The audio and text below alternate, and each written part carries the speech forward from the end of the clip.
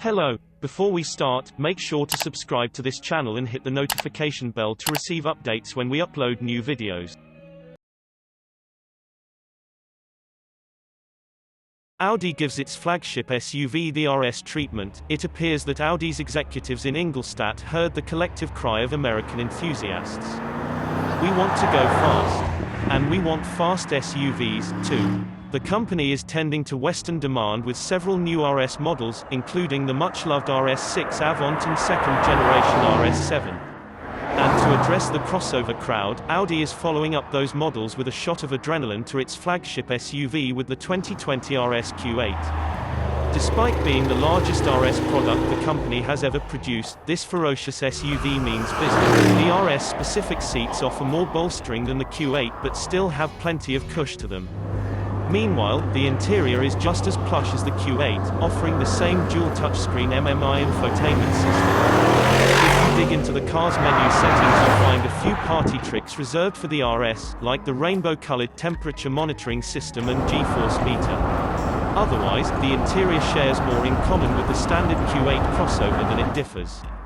Our only major complaint is the transmission's reluctance to immediately downshift and provide the engine the passing power we need. In the car's more aggressive drive modes, this problem goes away instantaneously, but in comfort, the RS Q8's gearbox's responses are just a tad too slow.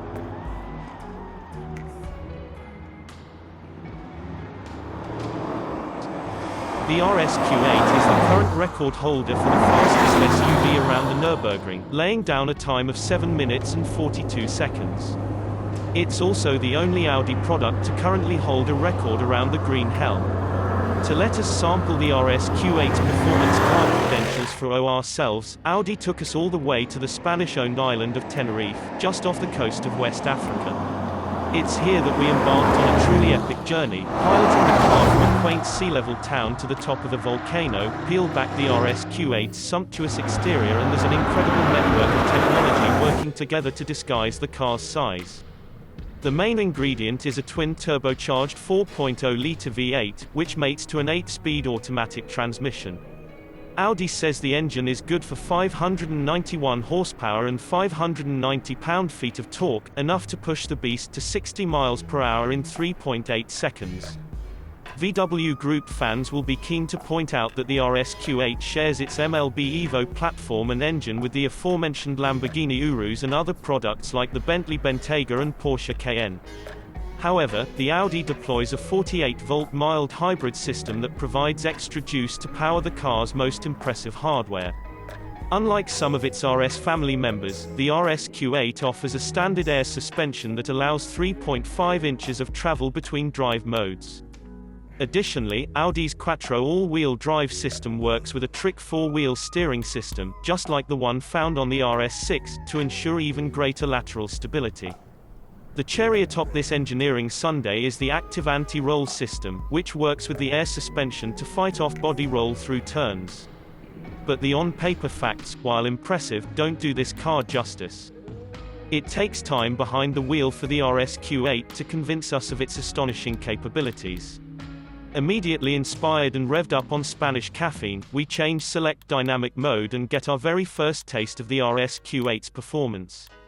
With an open stretch of road, we boot the right pedal and are greeted by a massive wave of torque and the V8's baritone soundtrack.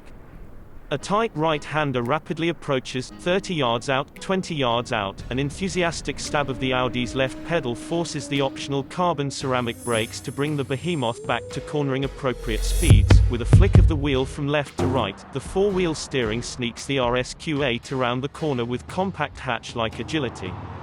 It's only upstaged by the exceptional anti-roll system which keeps the RS Q8 planted and flat. All things considered, it's clear that the only thing stopping us from pushing even harder is the actual size of the vehicle itself, which is just too big for tight-laned European roads. But still, witnessing the dynamic driving systems at work for the first time on public roads renders the only appropriate reaction from the driver's seat.